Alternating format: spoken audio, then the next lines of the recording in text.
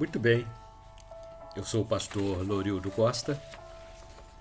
Como de praxe, todas as semanas, religiosamente, nós aqui estamos para tecermos comentários sobre as nossas lições bíblicas da escola dominical.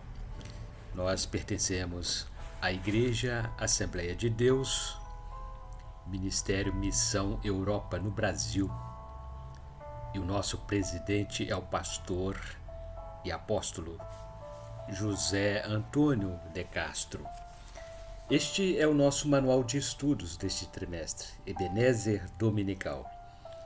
É a nossa revista oficial do Ministério Missão Europa.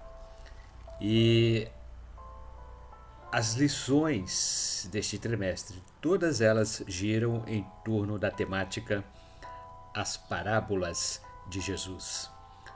O comentarista é o pastor Renato Boni, pastor da nossa igreja em Milano, Bollate, Itália. É o pastor, primeiro vice-presidente da Convenção Internacional Missão Europa, pastor Renato Boni.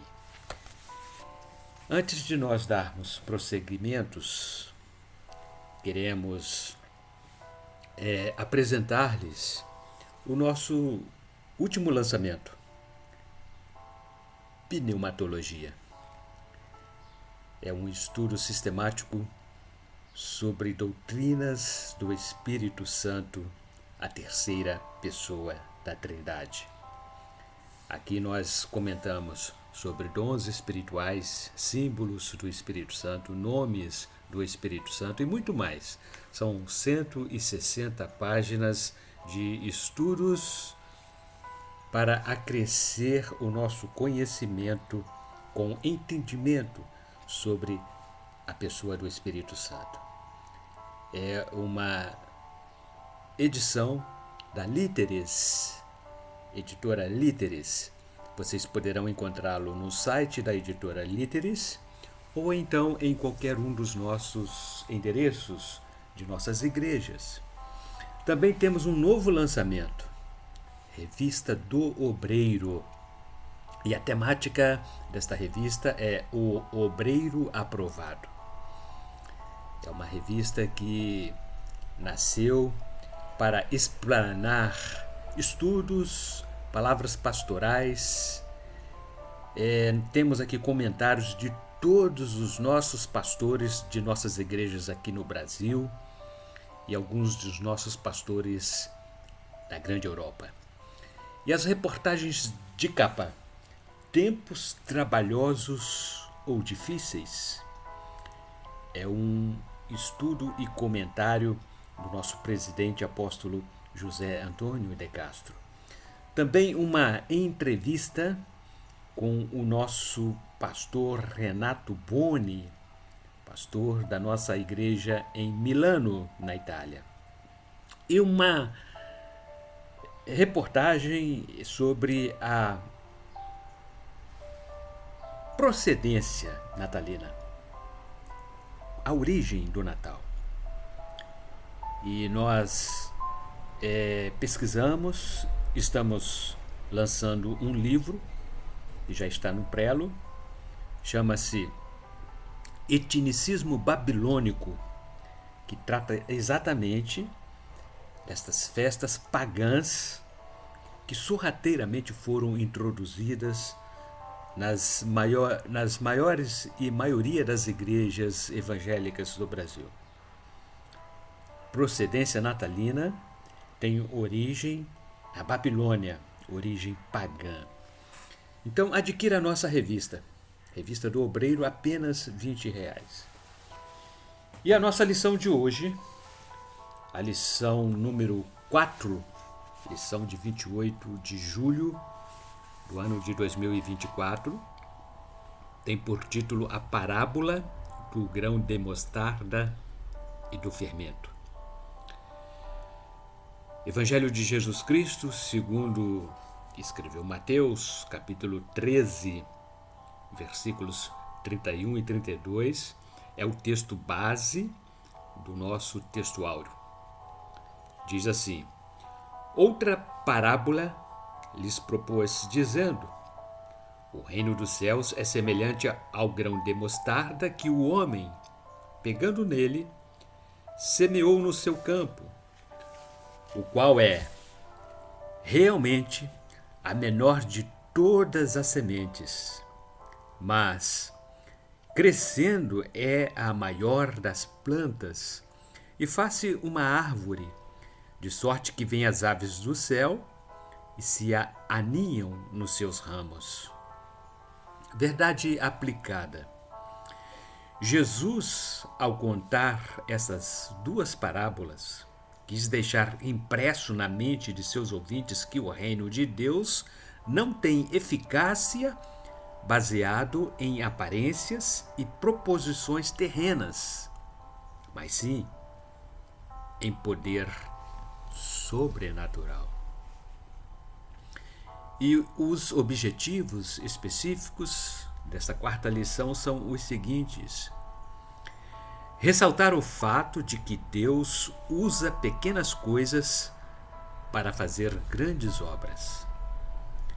Encorajar o leitor a ter uma fé constante, ainda que aparentemente nada esteja mudando. E mostrar que o Evangelho do Reino consiste em poder. Os nossos textos de referência encontram-se na Epístola de Paulo aos Romanos, apenas 2 versículos do capítulo 1, versículos 16 e 17. Porque não me envergonho do Evangelho de Cristo, pois é o poder de Deus para a salvação de todo aquele que crê, primeiro do judeu e também do grego. Porque nele se descobre a justiça de Deus de fé em fé, como está escrito: mas o justo viverá pela fé. Introdução. Jesus fez uso de 2 parábolas para falar a respeito do crescimento do reino dos céus. Com a parábola do grão de mostarda, Jesus retratou o crescimento em expansão. Já com a parábola do fermento, ele falou sobre a intensidade desse crescimento. A semeadura é o tópico primeiro, que diz assim: Jesus, ao contar essa primeira parábola, fez questão de iniciar com a figura de um simples homem que decidiu plantar ou semear um pequeno grão de mostarda em seu campo. Tal ação produziria um grande resultado no tempo determinado, pois ainda que a semente fosse considerada pequena, ela se tornaria uma grande árvore. Subtópico 1.1: o filho como semente. Essa ação ou atitude voluntária de semear fez-nos pensar em Deus que, por amor ao mundo, deu seu único filho como semente para morrer pela humanidade perdida. Evangelho de Jesus Cristo, segundo escreveu João, capítulo 3, versículo 16. Porque Deus amou o mundo de tal maneira que deu o seu Filho unigênito, para que todo aquele que nele crê não pereça, mas tenha a vida eterna. Subtópico 1.2: a semente precisa morrer para dar fruto. No Evangelho de João, capítulo 12, versículo 24, está escrito: na verdade vos digo que, se o grão de trigo caindo na terra não morrer, fica ele só, mas Se morrer, dá muito fruto. Subtópico 1.3. Uma grande colheita. Nesse texto, Jesus usou um exemplo agrícola para explicar que sua morte se fez necessária para o crescimento do reino. Assim como a morte de uma semente se faz necessária para que dê uma grande produção e, em consequência, uma grande colheita. Tópico número 2. A menor das sementes. Ao olharmos para Jesus e seus discípulos no início do seu ministério, poderíamos compará-los a uma semente de mostarda quanto ao tamanho e influência, visto a proporção da religião judaica e também do Império Romano. Mas o que Jesus queria transmitir aos seus discípulos era que, no início do reino, a pregação do Evangelho até poderia parecer pequena e insignificante, mas, com o passar do tempo, aquela que era somente uma pequena semente, quase invisível, brotaria e se tornaria uma grande árvore, capaz de acolher debaixo de si diferentes nações. Livro do profeta Ezequiel, capítulo 17, versículo 23. No monte alto de Israel o plantarei, e produzirá ramos, e dará fruto, e se fará um cedro excelente, e habitarão debaixo dele aves de toda plumagem, à sombra dos seus ramos habitarão. Subtópico 2.1. A semente das nações. O agricultor, que representa a pessoa de Deus, sabia que aquela pequena semente nascida em Belém, em uma manjedoura, se transformaria em um grande refúgio para todas as nações, conforme o apóstolo João escreveu. Mas a todos quantos o receberam, deu-lhes o poder de serem feitos filhos de Deus aos que creem no seu nome. Evangelho de Jesus Cristo, segundo escreveu João, capítulo 1, versículo número 12. Subtópico 2.2. A semente das nações. Jesus fez questão de usar algo da vida diária para descrever a excelência e a essência do seu reino. Nos dias de Jesus, cada morador possuía, pelo menos, uma pequena horta em sua própria casa. Muitos estavam familiarizados com pequenas sementes, pois eles entregavam os dízimos até mesmo das hortaliças.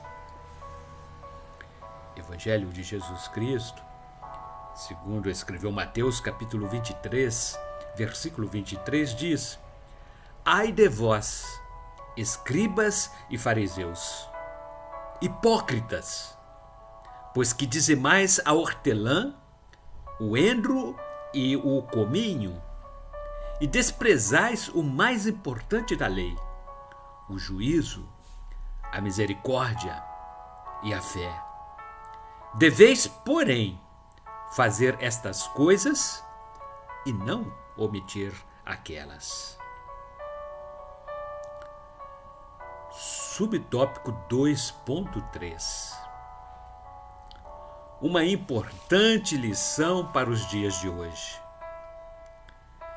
Jesus deixou bem claro, com esta parábola, que Deus não precisa de grandes coisas para operar, mesmo porque o nosso Deus, a partir do nada, criou todas as coisas. Deus usa coisas pequenas e insignificantes aos olhos humanos para realizar grandes coisas e assim o seu nome ser glorificado. O apóstolo Paulo escreveu: mas Deus escolheu as coisas loucas deste mundo para confundir as sábias. E Deus escolheu as coisas fracas deste mundo para confundir as fortes.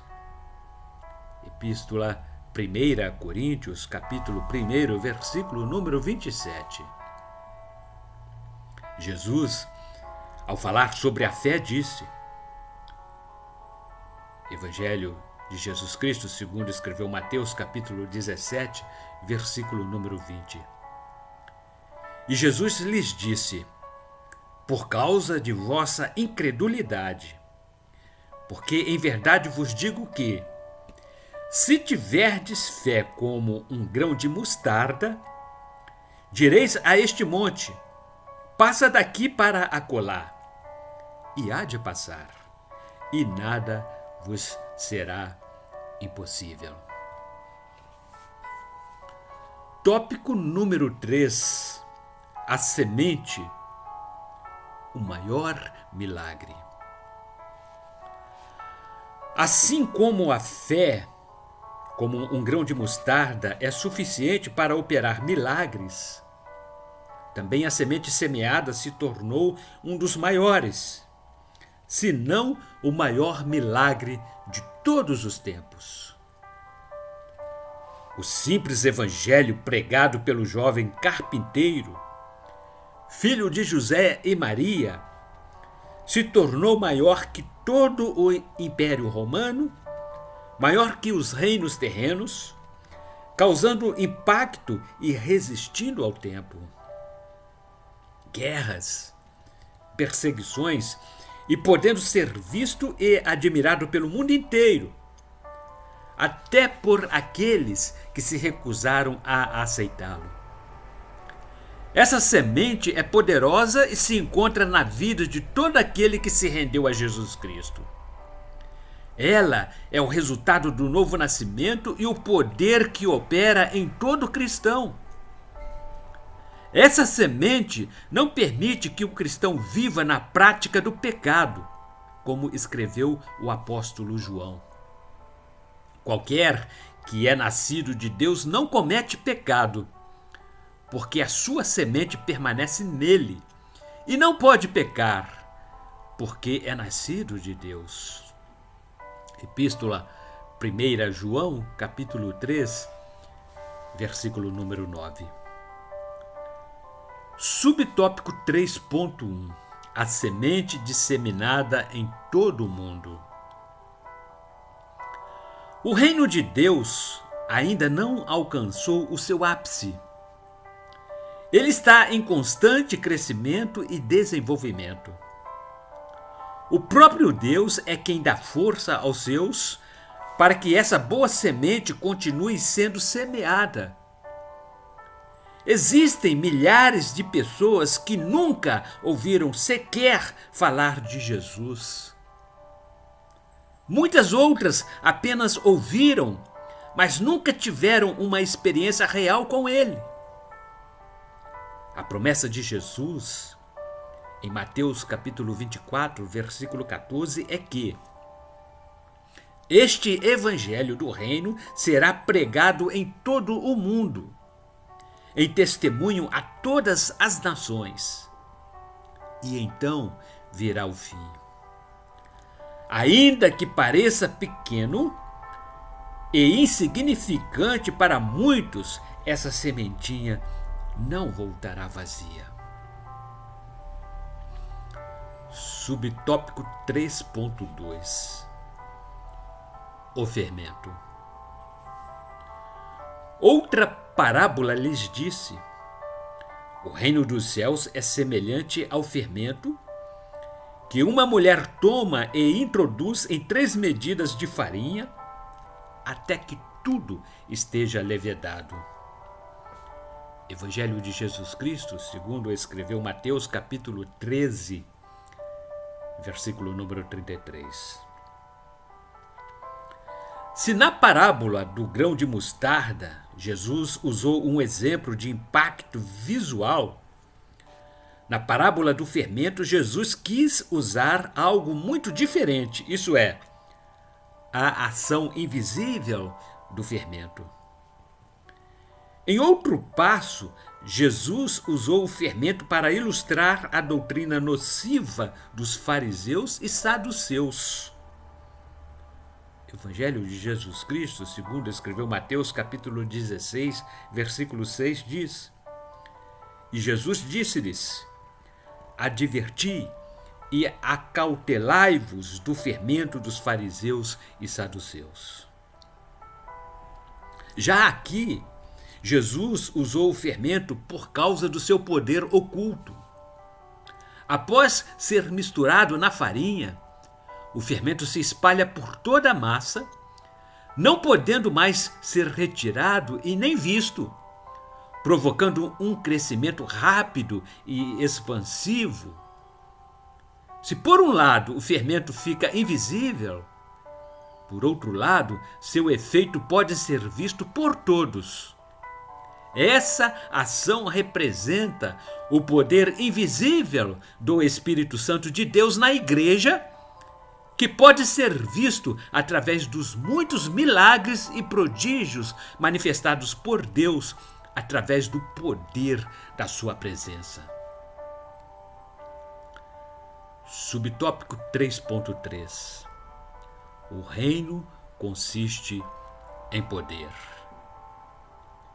E isso foi o que o apóstolo Paulo escreveu em 1 Coríntios, capítulo 2, versículo 4. E a minha palavra e a minha pregação não consistiram em palavras persuasivas de sabedoria humana, mas em demonstração de espírito e poder. Paulo repetiu em 1 Coríntios, capítulo 4, versículo 20.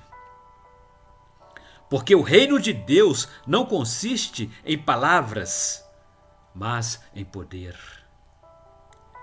Na parábola da semente de mostarda, Jesus tornou conhecida a expansão aparente e visível do reino. Na parábola do fermento, ele focalizou no poder da transformação interior que esse exerce, a fim de que possamos entender que existe um tempo e um efeito para cada aplicação. Porém, o resultado será certo. Conclusão: a parábola do grão de mostarda nos traz a ilustração do poder evangelístico exercido pela igreja em obediência ao mandado de Jesus em pregar o evangelho a toda criatura. Muitas das vezes vemos uma pessoa que evangelizamos entrar na igreja e ficamos alegres por ver o resultado. Mas, por outro lado, parece que às vezes nada está acontecendo, apesar dos nossos esforços. Porém, a parábola do fermento nos ensina que nem sempre o poder da transformação é visível aos olhos humanos. Mas, no momento certo, as coisas acontecerão.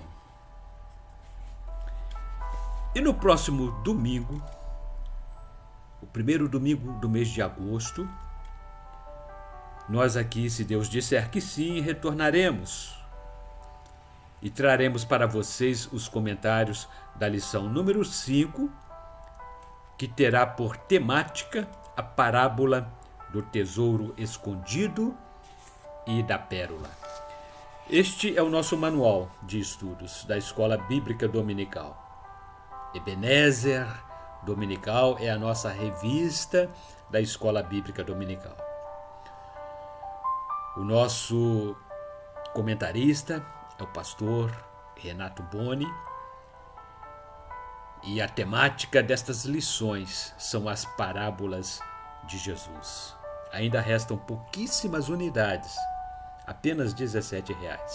Vocês poderão encontrá-la em um dos nossos endereços de nossas igrejas.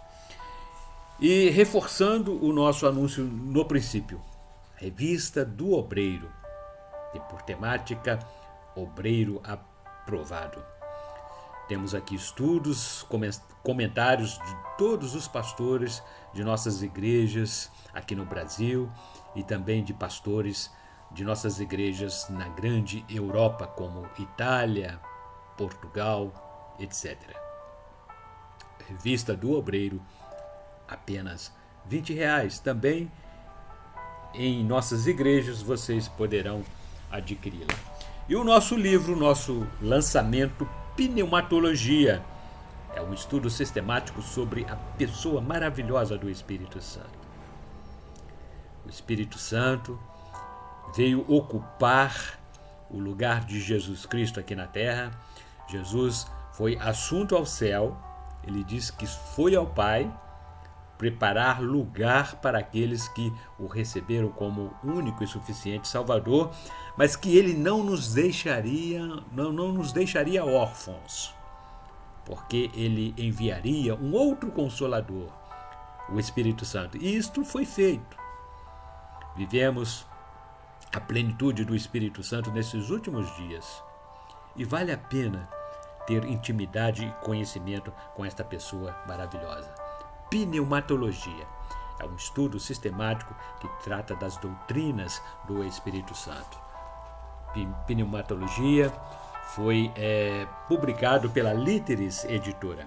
Líteres Editora, e vocês poderão encontrá-lo em seu site, no site da Líteres, ou em qualquer um dos nossos endereços. E reforçando os nossos anúncios, a nossa nova sede encontra-se na Rua Rubens Simões, número 304. Rua Rubens Simões, 304, bairro Santo Agostinho, Volta Redonda, estado do Rio de Janeiro. Também nossa igreja no bairro Vista Alegre, em Barra Mansa, Avenida Presidente Tancredo Neves, número 288. Em Quatis temos, bem no centro da cidade, Rua Delfim Frois, número 55. Também em Quatis, no distrito de Falcão, Rua Major Carvalho, número 154.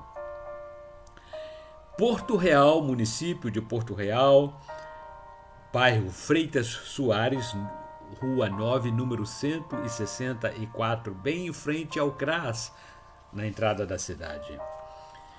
Em Valença, distrito de Santa Isabel do Rio Preto, Rua Rodovia, número 20.934, bem próximo à torre de transmissão. Em Pinheiral, no quilômetro 5, Rua Benjamin Constant, número 3.907.